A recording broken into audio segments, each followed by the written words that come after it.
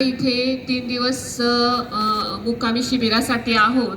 तर तुमच्या लक्षात आलंय की ज्या वेळेला तुम्हाला तुमच्या आजूबाजूचे शिक्षक किंवा कुठल्या ॲक्टिव्हिटीज सांगतात, तर त्यावेळेला सगळ्यात महत्त्वाची गोष्ट म्हणजे ती तुम्ही जाणून घेणं. म्हणजे जाणून घेताय तुम्ही या इथे की आपण कशा पद्धतीने सहचार्य पद्धतीने इथे आहोत. आता तुम्ही तिथे स्काउट गाईड किंवा कप बुलबुल आपण काय असतो, स्वयंशिस्त काय असते, तो किती तत्पर असतो, तो मदतीला कसा धावून जातो, ह्या सगळ्या गोष्टी आपण शिकतोय आता.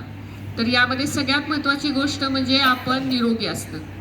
तर आपण आज समजा जर आपल्या याच्यामध्ये कितीतरी मुलं कॅम्पसाठी आली नसतील की त्यांना आजारी असतील, हे कारण असेल, तर तुम्ही कुठल्याही ठिकाणी जाल, परीक्षेला जाल, क्रीडा स्पर्धेमध्ये भाग घ्याल किंवा अभ्यास कराल किंवा काय, सगळ्यात महत्त्वाची गोष्ट काय आहे तर तुम्ही निरोगी असता. आणि तुम्ही निरोगी राहण्यासाठी आपण आज बघतो की मला फक्त एवढा हात वर करा की स्मार्टफोन कोणाकोणाकडे आहेत स्वतःच, हात वर करा. स्मार्टफोन कोण आत्ता नाही म्हणते मी, ज्याच्याकडे आहेत, ज्याचा स्वतःचा फोन नंबर आहे, कुणाकडे? बरं ठीक आहे. पालकांचे फोन कोण कोण बघतं? म्हणजे असं कोणच नाहीये की पालकांचे फोन बघत नाहीये, म्हणजे एवढे सगळे लोक पालकांचे फोन बघतात.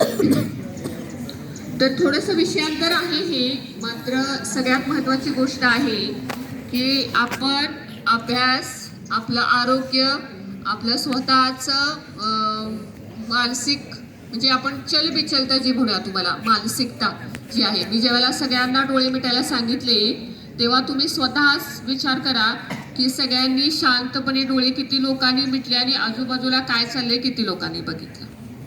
आणि आजूबाजूला काय चाललंय हा जर थोडासा डोळा उघडा ठेवून जे बघितले त्या सगळ्या मुलांना मला असं सांगायचंय की तुम्हाला जर तुम्ही स्वप्न जे बघितलंय